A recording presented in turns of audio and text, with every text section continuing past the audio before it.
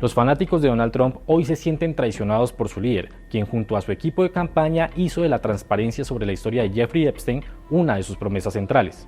Hoy el presidente insiste en que no hay nada más que buscar y que se debería cerrar la discusión sobre este oscuro capítulo de la historia. Pero las preguntas son cada vez más. ¿Cuáles eran los verdaderos lazos entre Trump y Epstein? ¿Por qué hubo tantas anomalías la noche en la que se quitó la vida? ¿Hay intereses de por medio para revivir esta historia en este momento específico? ¿Qué es lo que sigue? Examinamos lo que se sabe del caso de Epstein a un mes de que este escándalo volviera a las primeras planas de los grandes medios en Estados Unidos y a solo días de cumplirse un nuevo aniversario de la muerte del individuo que sacudió a las élites estadounidenses. Empezamos con su biografía porque Jeffrey Epstein fue más que un abusador sexual y proxeneta. Nacido en 1953, estuvo por primera vez en el ojo de las autoridades en 2005, cuando la policía de Palm Beach, en Florida, lo investigó por solicitar sexo a menores de edad. Había tenido una infancia normal, creciendo en uno de los barrios más tranquilos de Nueva York. En la universidad, todavía sin graduarse, consiguió trabajo como profesor de matemáticas en la escuela Dalton, a donde van hijos de las familias más ricas del país. Allí empezó su descenso.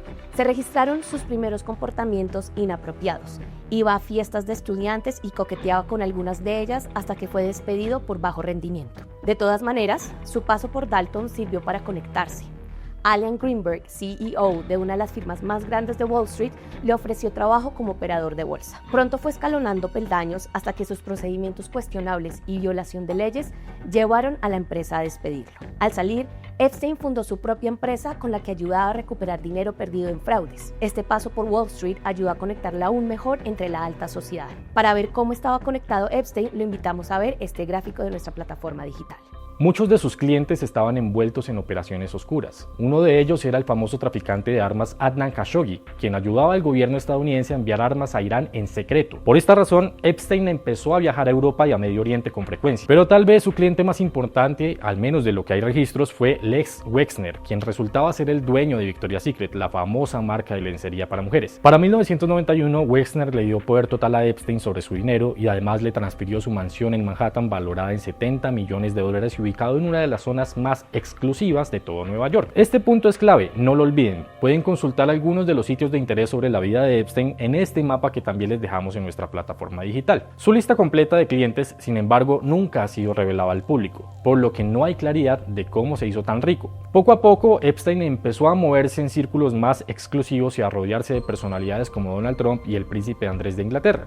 Y en medio de esto conoció a Ghislaine Maxwell, quien era hija de un importante magnate británico y protagonista de uno de los escándalos financieros más importantes en Reino Unido, el cual llevó a su familia a la ruina. Epstein y Maxwell se hicieron amigos debido a intereses comunes, pero pronto su amistad dio un giro criminal. Empezaron a seducir a chicas jóvenes con la promesa de que podrían conseguirles trabajo como modelos para Victoria's Secret, aprovechando su influencia en la empresa de Wexner. Las convocaban a su mansión de Nueva York para tener una entrevista, pero en realidad la carrera de modelaje era una trampa. Las jóvenes, a veces niñas, eran abusadas allí. Idearon una fórmula de engaño con la que se aprovecharon de decenas de mujeres. Luego empezaron a ofrecer a esas chicas como un servicio para sus amigos cercanos, hombres poderosos que acudían a esta mansión del terror para cometer cualquier tipo de actos contra estas mujeres, lo que quedaba minuciosamente documentado en libretas y en decenas de cámaras instaladas en el edificio. ¿Por qué?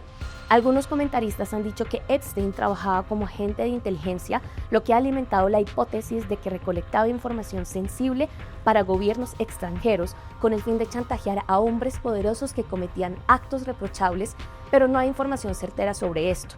El ex primer ministro de Israel, Naftali Bennett, negó categóricamente esta teoría. El modus operandi de Epstein sugiere que pudo usar esta información para recolección de datos a modo personal. Epstein continuó operando con total impunidad durante al menos 5 años. En 1996, Maria Farmer se convirtió en la primera víctima en denunciarlo penalmente en Nueva York, pero su denuncia no prosperó. Luego de esto, Epstein extendió su red de abusos a Palm Beach, en Florida, donde compró una mansión a solo kilómetros de una humilde zona donde habían decenas de mujeres jóvenes vulnerables.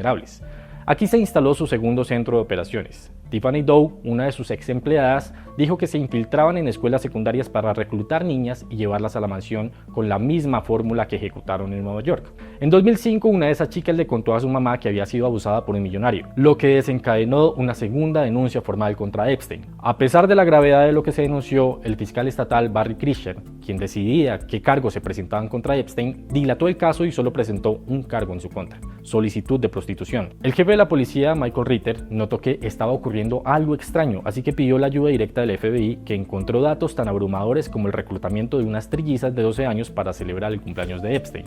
A pesar de la presión de la policía, Kirchner envió el caso a un gran jurado en lugar de a un juicio, un proceso que evita condenas fuertes. Así, Epstein logró un acuerdo con las autoridades declarándose culpable de solicitud de prostitución. Pero el FBI no se quedó cruzado de brazos, continuó la investigación y presentó de nuevo un caso contra Epstein. Sin embargo, el caso quedó de nuevo en manos de otro fiscal con mano blanda, Alexander Acosta, quien luego se convertiría en secretario de Trabajo de Donald Trump. Bajo este nuevo proceso, Epstein fue condenado a 18 meses de prisión, pero en realidad fue mucho menos que eso. Se le concedió un permiso para salir 6 de los 7 días de la semana por 12 horas para ir a trabajar. Fue puesto en libertad condicional y se le restringió la salida del estado. Sin embargo, continuó viajando en su jet privado a las Islas Vírgenes, donde sus víctimas quedaban aisladas, y a Nueva York para continuar con sus operaciones delictivas. Todo empezaría a cambiar en 2015, cuando Virginia Giuffre, una de las víctimas, confesó haber sido captada por Epstein para servir en su red de abusos.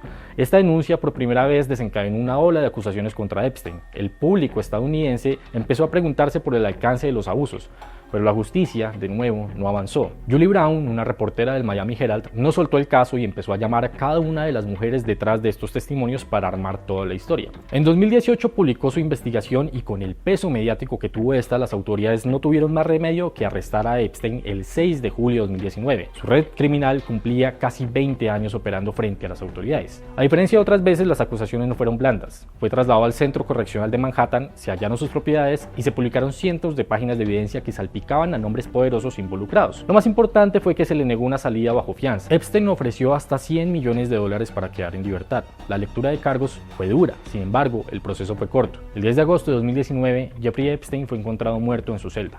Las cámaras de seguridad que vigilaban su celda dejaron de funcionar la noche antes de su muerte. Su compañero de celda fue trasladado y los guardias que lo vigilaban se quedaron dormidos. Se suponía que este era uno de los mejores centros de reclusión en el país.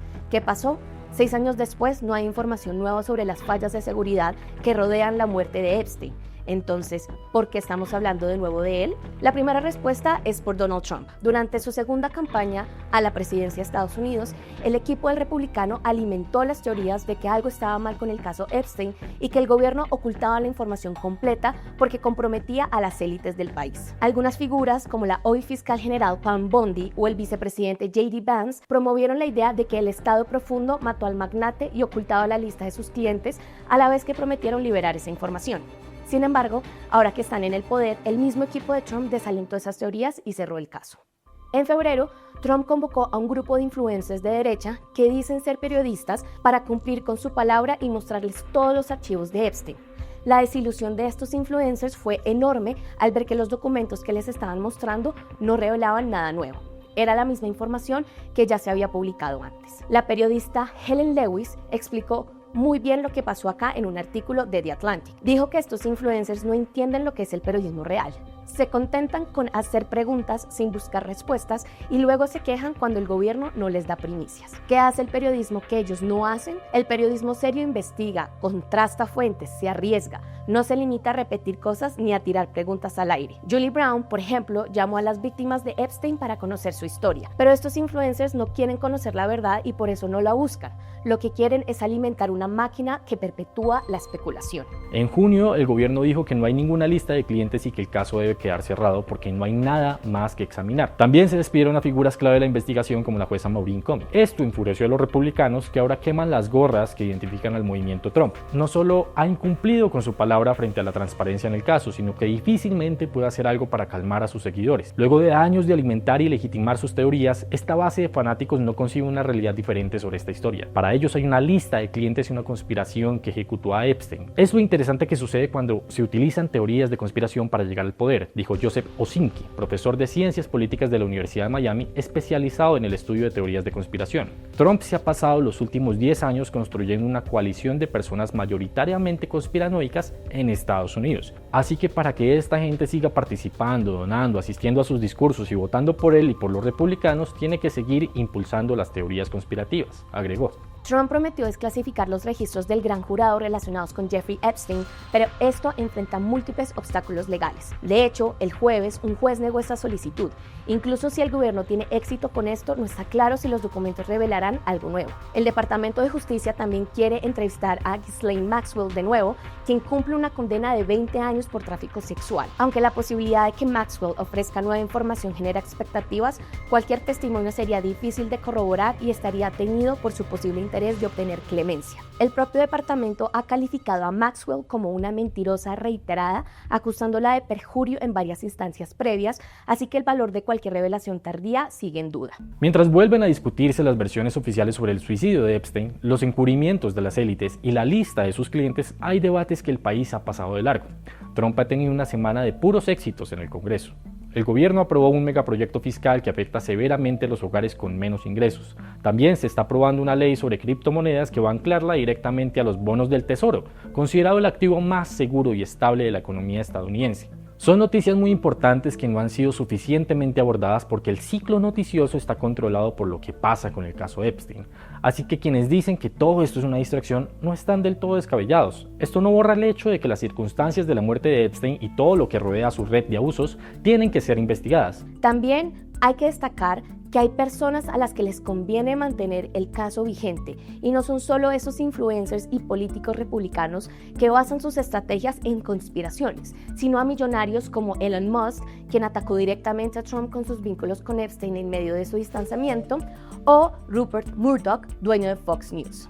Hay teorías que indican que Murdoch ha apuntado su arma secreta, Fox News, hacia Trump. Esto luego de haberle ayudado a conseguir la presidencia no una, sino 2 veces. ¿Y eso por qué? El magnate de los medios tiene una visión pragmática en la que prima el interés propio. Ya se había distanciado de Trump en 2020, cuando perdió las elecciones contra Joe Biden.